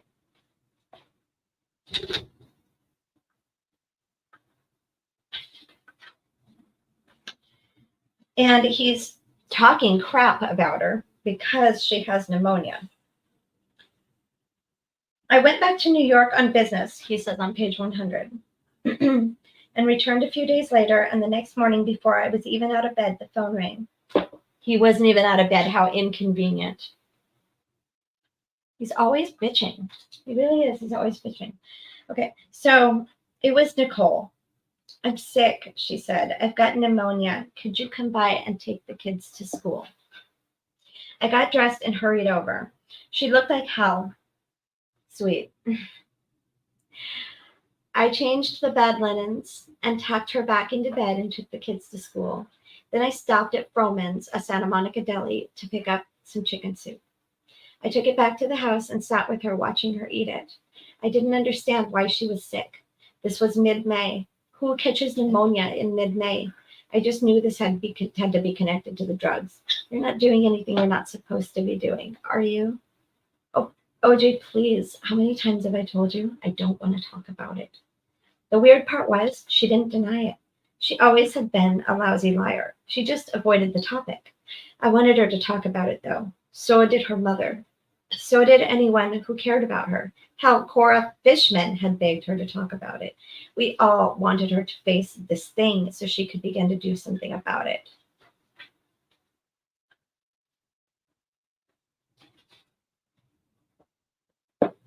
Yeah, totally. House to confront her in the Who would not presence let of her her move lover. on emotionally. Here's how he describes the conversation. Physically. But the next day we talked about it, and that's when we had promised each other when we separated that one of us was going to get involved with anybody, we would alert the other one. Right. She said it was a mistake. We had been drinking and da da da da da. And I said, well, why did you tell me that this was the nature of your relationship with this guy? Jim Clemente joins us. He's retired FBI supervisory special agent and a profiler, and also a former prosecutor for New York City. This guy. Ask him a question, not appear to be judgmental. This is where she talks about how she pulled I him up. know because I saw you doing this. Doing what? Having sex, engaged in a sexual act. Judith, there's a moment where he says, I hit the door, and you say, you knocked on the door, and he said, I hit the door. And I was curious, I felt like you almost gave him an out to say knocked. I feel that he hangs himself on every word. I didn't have to do anything. I just had to sit there, ask him a question, not appear to be judgmental, and the way he describes it gives it away. Were you worried, Judith, that if you push back, he might just get up and go? Oh, he wanted to go. He wanted to go, and he would have left, and he would not have opened up. And he started actually showing his true colors. Have you seen the interview? I haven't seen the interview, ever. No one has seen this. Yeah, it seems very premeditated to me, too. Justice says, what did OJ say during the chase that he wanted to be taken to see his mom when his mom was in San Francisco? Yes, he didn't ultimately end up going to see his mom. He talked to her on the phone. He also said during the chase that he wanted to go to Nicole's grave, and he claimed that he wanted to do it. Remember, he was carrying a firearm, He was saying he was trying to find a place to use it.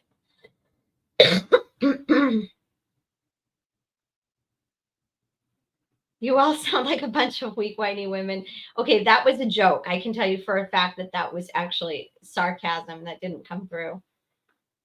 That that was definitely sarcasm. But I think it was a fail.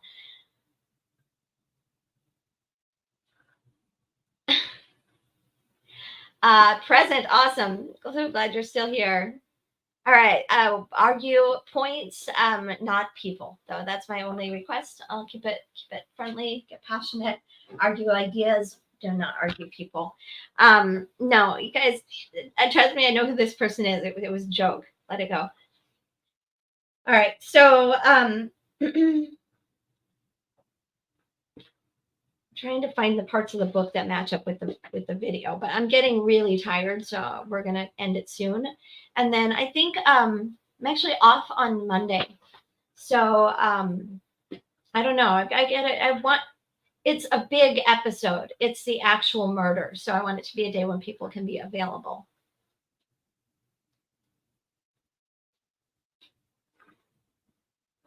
Yeah, it was a flopped joke. All right. Tough crowd, man. Tough crowd. The crowd has shifted. It's time to go to bed. It is stealthy in here. Okay, Michelle says, wouldn't you think he would have been caring about the kids and comforting them instead of running like a fool? Hell yeah. He just lost his wife. Two children are the children of this woman. And he's taking off talking about ending himself. He doesn't give a shit about these kids.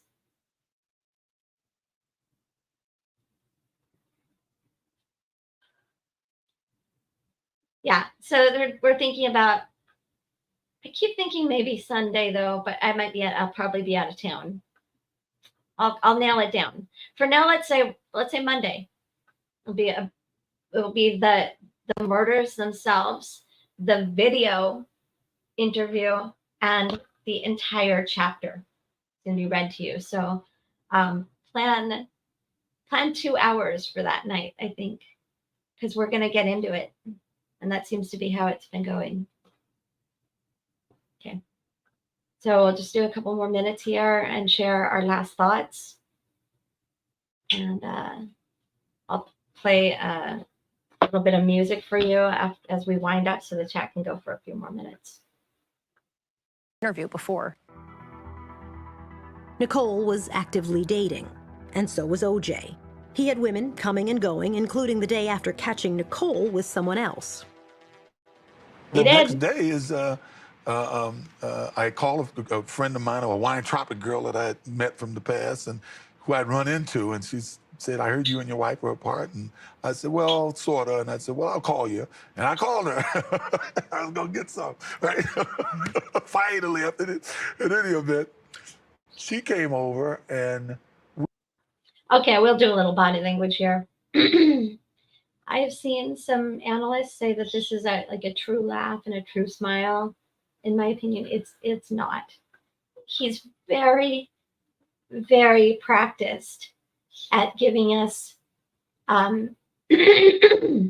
closer to real smiles and laughter. He's an actor. So you do get those little like crow's feet lines and the eyes pulling up like you would see in a real smile. But the mouth is just a little bit too tense. It's almost a cringe. And then he realizes that his laughter is inappropriate. And so we get the mouth covering. The mouth touching does two things. First, yeah, actually just touching your mouth, it calms us as humans. Think about thumb sucking. It's just the thing it does for us. Two, the full mouth covering is just a subconscious thing we do when we don't want something to slip out. So this is not an honest smile of enjoyment. Not at all. But I think when flash flashes over him when he talks about getting some. This girl, I think he's like some real We were excitement. upstairs, and there was somebody at my housekeeper say, Marcus, Catherine, they're at the door. They had been trying to fix me up with this one model, and she was out of town, but they had brought her best friend over to talk to me. And when I walked downstairs, it was Paula Barbieri. Paula was shocked when the girl came down. The girl, she said, was beautiful. But her and I just hit it off. I mean, we just hit it off, and we spoke on the phone because she traveled a lot for a month. And about a month later, we really became involved. And Yeah, he does give Paula some dark looks. Barbieri would become OJ's on and Really off dark girlfriend for the next 2.5 years, staying with him throughout the murder trial. But he says that even as he got serious with Paula, he never stopped talking to Nicole. You start dating Paula, and you write about Nicole's reaction to your dating Paula. It's funny because she was dating various people, and she would call me and talk to me about it. And, you know, it started to reach a point where it became irritating. It became a problem because one minute she'd call me and I'd give her advice, and then she'll call out of the blue because of something real stupid and give me a hard time, right? So I had made up my... He did a chin jet when he talked about that. Defiance and contempt. See the tightening on, see the nostril flare? The tightening around the lips. This scrunching right here of the eyebrows. Not once does he show us grief. There's no grief muscle ever that comes out. My mind that I really didn't want her to call me unless it had to do with the kids. And it was kind of irritating to Paula also. To have Nicole. Why are you talking to your ex-wife about our relationships, Paula? You used to say, why are you talking to her about her boyfriends? She even got pregnant during that period of time and called me, not to ask what to do, but I think she just needed somebody to talk to. Did you feel at that time that you still had love for her, affection for her? Of course I still had love. See, I had been with her at that time for, 14, 15 years. I felt she was the love of my life. Even though we were splitting, she was the love of my life. And when she asks him this question, he does what we would call an adapter. He starts playing with his fingers. That's a self-comfort thing. Makes it unfamiliar familiar, as Chase Hughes likes to say. And it calms you. He's giving himself a recentering when he does that. And then he goes into his pitch.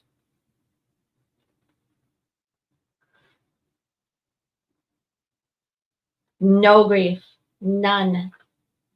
Usually, and I'll tell you a little secret, and someone who's grieving, and I will put together a reel. I know I've been promising this for a while, but I'll put together a reel that shows some universal facial expressions and the way that movements tend to happen. And in grief, I'm going to take this off the stage for a second and try to show you closer up. Okay. So in grief, right here, it's not a pinching, but it's actually you see this little like shape right here that comes up and really like right there. It's very difficult to fake. The exception is somebody who has experienced that so much that their facial muscles know it and can do it. But it's unmistakable. It makes a sort of almost triangular, reverse triangle on the forehead. You'll know it when you see it. When you see it, you know you're seeing grief. Your human wiring will recognize it. Yeah, he's quite disgusting. Okay. I'll try to do the grief muscle thing for you. I never even really thought it was over. Even unfortunately, I can do it. Last time, I knew her and I would always have this in our lives that we would cross. It was the nature of our relationship. You said that she got pregnant. Was she pregnant by you at the time? No, oh no. No, whoever she was dating. I don't want to say the guy's name because I don't know for sure. But did that upset you? No. I even wondered why she called and told me. Now you write. There's something I didn't need to know. At that time, Paul and I had sort of figuratively ridden off into the sunset.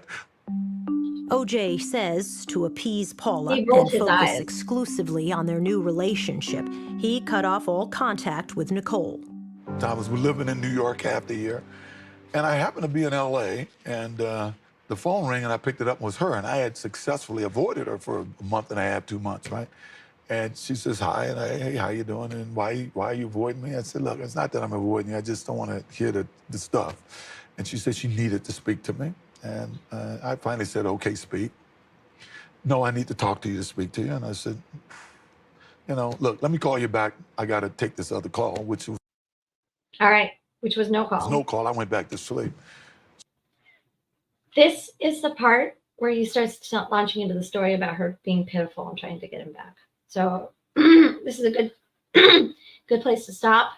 And next week I will have queued up the confession, walking us through that night in detail. And again, we're going to read the entire chapter.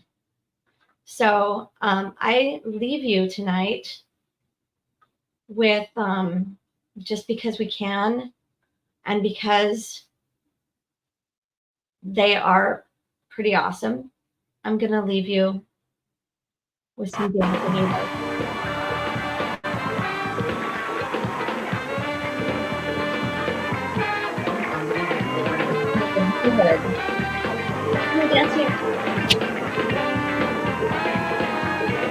and a fresh new mod.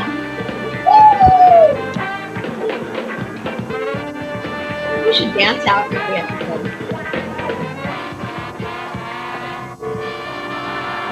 Hi, Gathering Voices.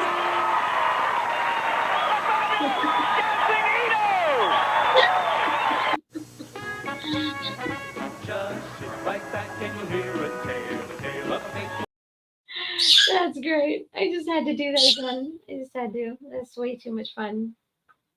And